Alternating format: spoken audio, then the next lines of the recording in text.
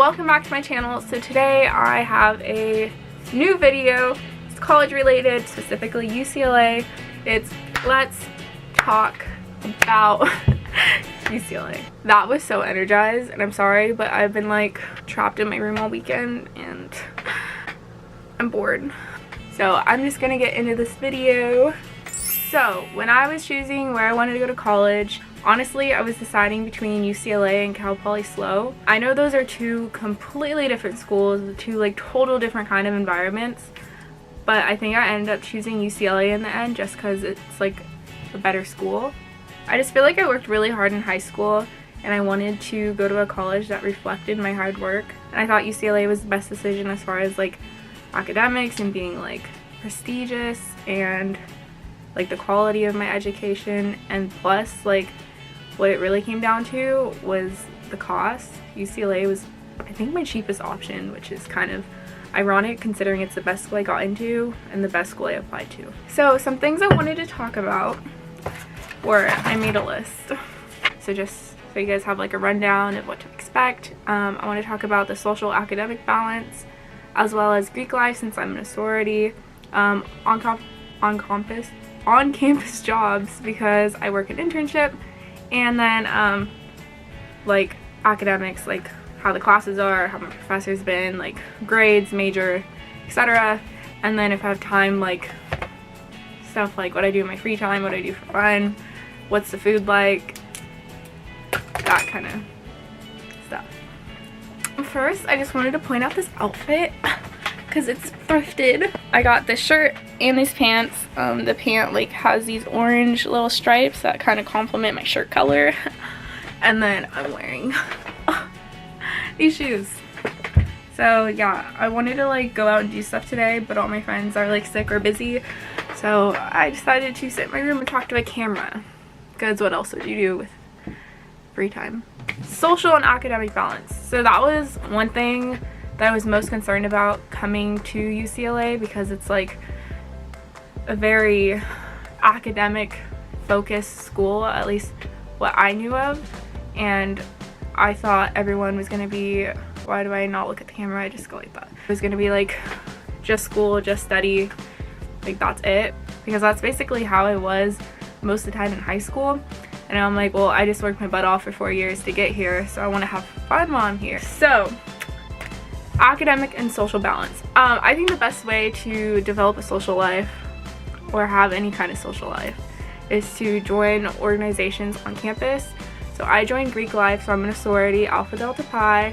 Joining a sorority like has really forced me to hang out with people, like go have fun, like focus less on school. I know that like sounds bad, but it like you need it. You need a break from school because it's just like, it's such a crazy thing. Like you're just in high school and then your teachers are like, okay, do this assignment, here's instructions how to do it, here's a test, this is what you want to study for the test, and then you get to college and it's like, okay, we're gonna have a final on this day, and you have a 5-page paper due this day, and an assignment due next week. I'm not gonna tell you how to do any of it, I'm not gonna tell you how to study for it, I'm just going to stand at the front of the room and talk about stuff for an hour that may or may not relate to what even is on the final. So going back to socialization stuff, like for example, my sorority were really big on like sisterhood events, just like random things. We did a dessert crawl, so we went to a whole bunch of places in LA and like tried different desserts. So I feel like if you're coming to UCLA and you're concerned about not like having a social life, I would definitely recommend just getting involved on campus. So my first quarter, I joined clubs, I joined a sorority, I had an internship, I was taking 3 classes, and like that was a lot. Like I just put all this stuff on my plate and I was like, oh yeah, I got this. Like in high school I would like totally load everything on that I could, so of course like when I got to college I'm like, I can do it. I didn't factor in like moving to a new place and meeting new friends and like figuring out the environment and like the quarter system and all that stuff. So my advice is when you're transitioning from high school to college, like don't overwhelm yourself. Like yes, you're at college, but you're also here for like 3 to 5 years, so like take your time, like slowly, you can slowly involve yourself more and more. You don't have to like put all this stuff on your plate like the first week of college, because that's what I did, and I'm suffering from the backlash of all that. That's a smooth transition to talk more about Greek life. I can make a different video on more specifics of sorority and like recruitment and how that all works, but long story short, there was a week before class started and I went to every sorority house and had these like conversations with each one all day. It was like, I don't want to talk about that. So I guess I basically already covered like Greek life and being in a sorority, but I'll talk more about like parties and stuff like that, because I feel like that's something people don't really talk about much, and it's just like, oh, parties. Like, of course people go to parties, but like, what happens at parties? Like, who throws parties? How often are they? So at UCLA, most of the parties happen on Thursdays. They can sometimes be referred to as Thirsty Thursday. So basically the frats, they're located on Gailey. It's like frat row. There's some located like elsewhere, but that's where the majority of them are. They will throw their parties on Thursdays, and usually they only let girls in and not guys. They'll have like a theme. You can dress for the theme, but a lot of people don't because they go to like multiple different frats in one night. So if you like dress up for glow in the dark theme, but then another frat is like under the sea, like it's just doesn't make sense to just dress for one party unless you plan on staying there like all night and you want to have fun with that, then go ahead. So frats will throw like their quarterly events, which are just like once a quarter, and they're bigger parties. So they'll have like foam parties, pool parties. There was like a sailor ball for Delta Sig. That was super cool. They literally like floated people in on boats in this room that they filled up with water, and they put like sand in their backyard. I feel like I should have a mug right here and then just like casually be sipping coffee. Let's just move on to the next thing. On-campus jobs. So I was gonna apply to work at this pizza place on campus, but it's like a 15-minute walk from my dorm, so I decided not to apply for it. I'm in the American Indian Student Association group chat, and they like sent out this message that the community programs office had applications out to hire interns for that school year. So I decided really last minute, like there's only a couple hours left till the application deadline. I was out eating with my dad, and like I just like applied really last minute. I don't even know if I really submitted like the entire application and supplemental questions, but I ended up getting an interview, and it was a group interview, and it was so intimidating because I was sitting on the end. So that means like I would either start or end a question they asked us, and it was just like so much pressure, and it was like their whole board, and it was just so intimidating. I mean, I got the internship, so it worked out. Anyways, fast forward. Here I am now. This internship has been an interesting ride. That's all I'm gonna say about that. I feel like I have learned some skills. I know how to unjam a printer. I've further developed my customer service skills and answering phone calls on one of those like multi-line phones. I'm just kidding. It's been good. I don't want to talk about my internship specifically, but I really recommend getting a job on campus, especially your first year, because college is so expensive, and if you join a sorority, it's so much more expensive. And if you like want to go out and have fun, and if you're in like LA, you know, if you go to UCLA, I'm pretty sure you're in LA.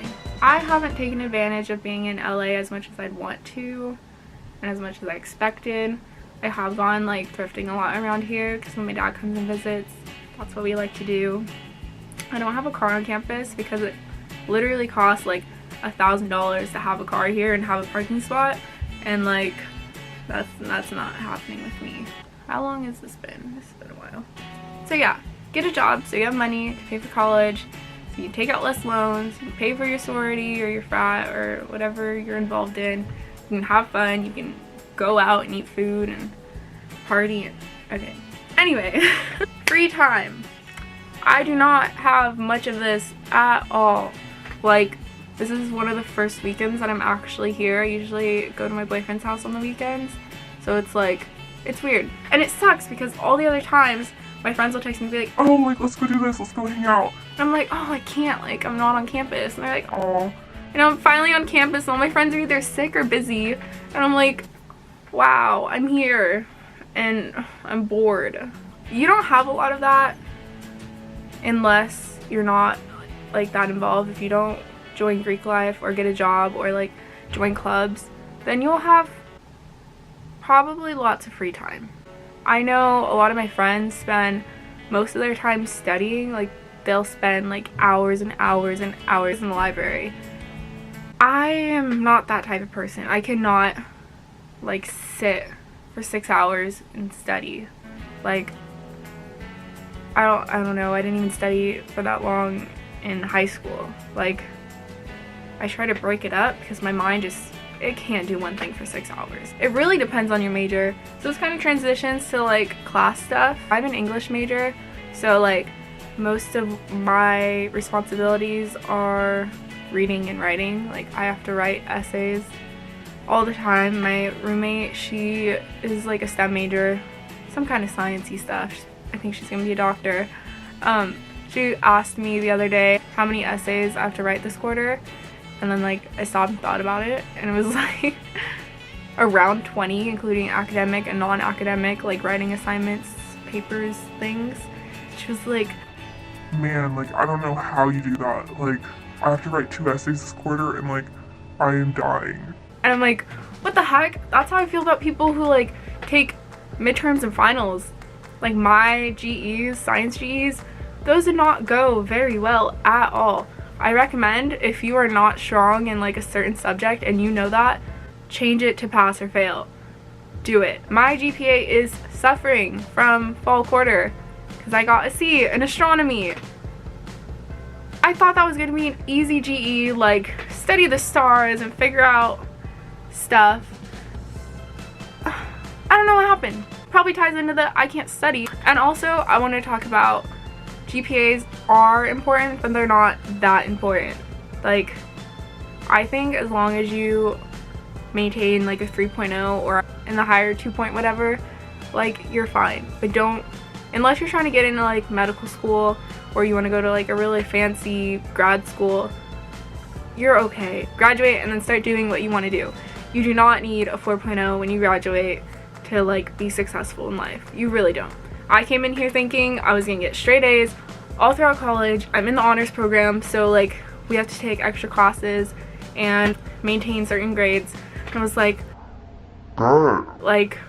my grades, my GPA, no, it's okay. At this point I'm like, if I pass my classes, I am thriving. Like that's all I care about. I do get A's, just not all A's. But I think my GPA right now is around a 3.4, almost 3.5. Also, I plan on graduating in 3 years because college is so expensive and I'm kind of tired of it already and I want to start my life. I've been talking for a long time in this video, so I feel like I should just end it here. I can make like a part 2 to talk about more stuff because once I start talking, I don't want to stop talking. So that concludes my video. I am very interested to watch this back and edit and cringe very hard because first of all, I don't think I ever make eye contact with the lens, and if I do, I like what's going on with my eyes? Why can't I just open them? I'm like staring into your soul. Thanks for watching. Please like, comment, and subscribe. Please comment down video suggestions. Like I have so many ideas, but I just want your ideas because then it'll like motivate me more to make more videos, and we like that. I will see you later within a week, so make sure you subscribe and put the little bell thing on so you can be notified when I post another video. Got you. What the heck? Okay, bye.